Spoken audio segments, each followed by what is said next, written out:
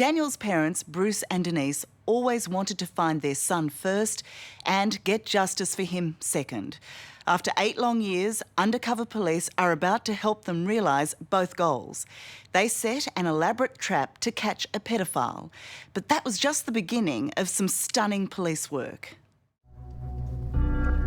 It started so simply. Sorry, mate, not there. A chance meeting on a long flight to Perth. Cheers. Or so this pedophile thought. Keep your mouth shut. We get a little bit more extra cash. A friendship is struck. I'm in, 100%. Let's do it. And the trap is set. Check that out. From there, undercover police, posing as a band of criminal brothers, recruit Brett Cowan into their gang. Their organised crime spree starts with small-time drug dealing. That one's white.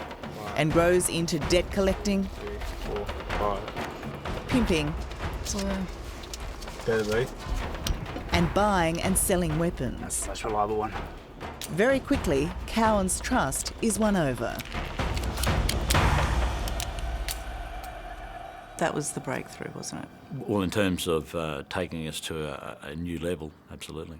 When you are part of a covert operation like that, that is so extensive, so broad, how nervous are you of pulling it off? You don't sleep.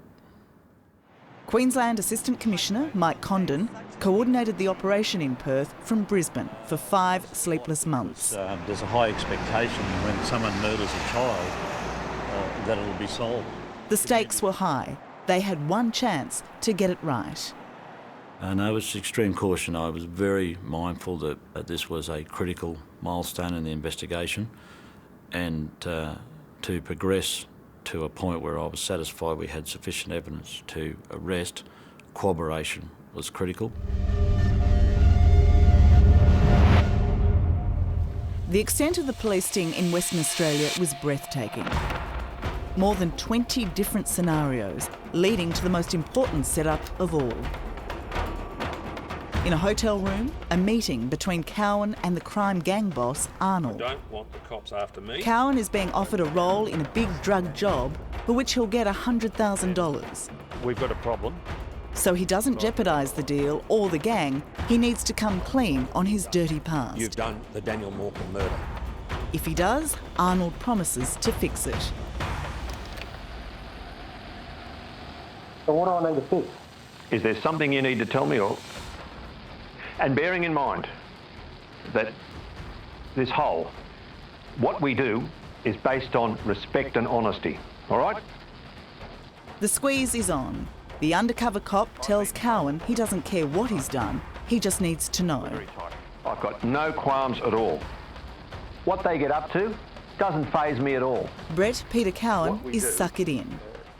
It's so quiet, almost nonchalant, but this is the moment undercover police have been working and hoping for. Cowan confesses to Daniel's abduction and murder. So what do I need to fix? Yeah, okay. No. Yeah, I do. All right, so you did it. Hearing him explain what he did and how he did it, does that answer all the questions you have over what happened to Daniel? He is a lying pedophile. So you've really got to assess what you can check, what you can verify, but what he actually did, nothing stacks up. He never got to molest him or anything like that. He panicked and I panicked and grabbed him around the throat and just thought I knew he was dead. Why didn't Daniel have clothes on? I don't understand that. And why wasn't Daniel's belt looped through his pants? Was he bound up in his belt? Really, we don't want to go there. Sometimes it's best we don't know.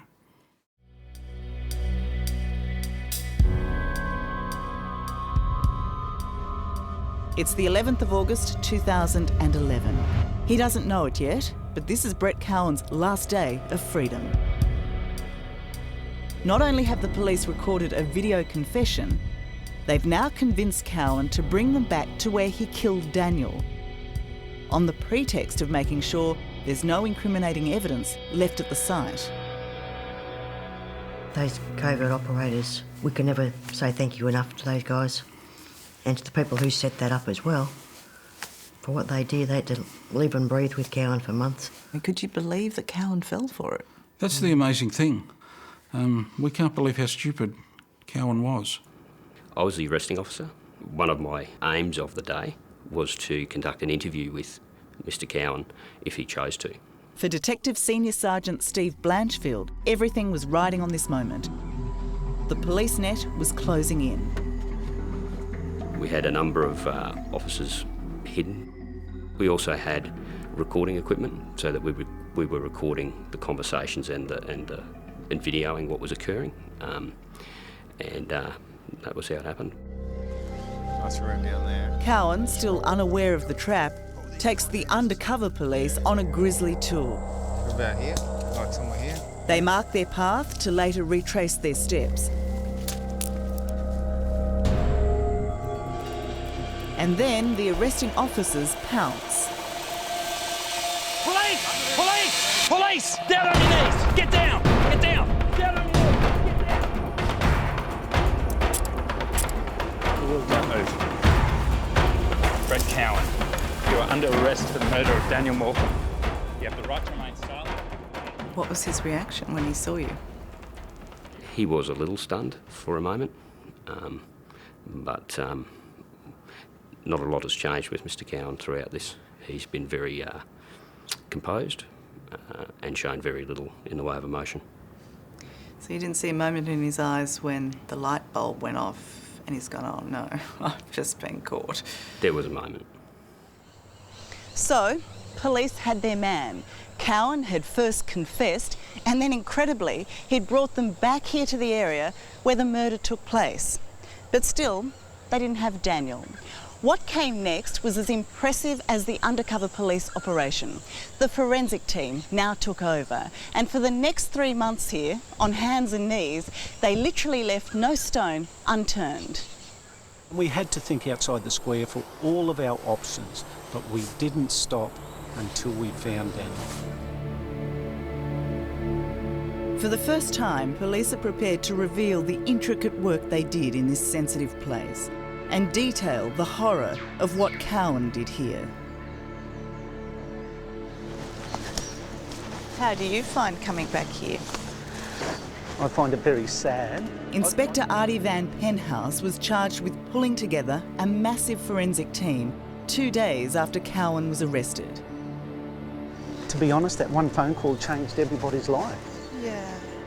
Police had been led to this place by a man who had confessed to murdering Daniel and leaving him here.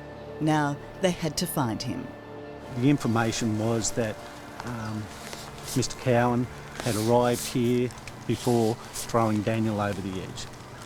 Climbed down the escarpment there and dragged Daniel down to an area which is about 30 metres down there to a pond of water. But despite more than 1,000 SES volunteers and police painstakingly scouring this place, the first days of the search were fruitless.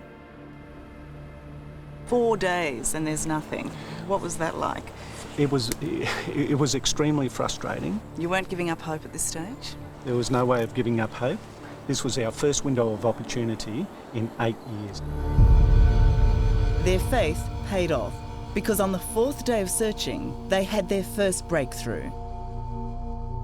Day 4 was both a exciting one for us and a sad one, because it was proof to us that we were in the right spot. We had found a globe shoe, which was similar to what Daniel was wearing at the time he disappeared. And they found another shoe. Yes, a couple of days later, they found the left shoe just over here. So then I guess the drive was to find Daniel himself. That's correct. I was quietly optimistic that we were going to find more. Inspector Penhouse was right. While this gully was being searched, the police diving team was concentrating on Coochin Creek, a few kilometres away. It's where Cowan had tossed Daniel's clothes after murdering him. They found remnants of Daniel's underpants, a belt, and his incredibly well-preserved shorts. And they were caught in the roots of a fallen log down there. You couldn't imagine that they'd still be there. No, it was an amazing find, that's for sure. It took another 4 weeks of meticulous hand sifting through the sands and undergrowth, but finally they found what they were here for. This is the location where we found the majority of Daniel's remains, in this area here. 17 fragments. 17 fragments in total. It doesn't sound much, but it was a major find for us. I just can't quite comprehend, you know, how do you react when you're told we think that this might be your son?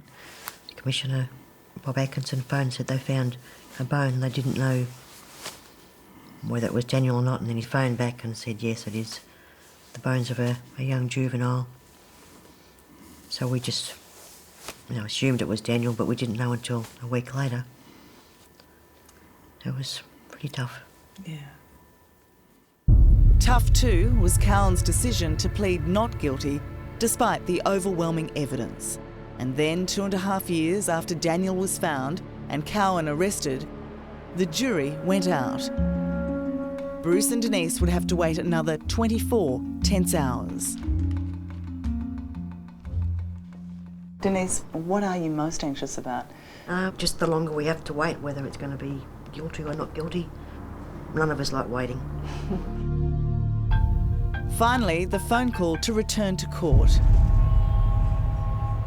And the guilty verdict everyone was waiting for. Compelling evidence has found beyond reasonable doubt Mr. Cowan's guilt. Coming up, Bruce and Denise react to Cowan's life sentence. He'll be there forever. You reckon? Yep, he'll die in jail.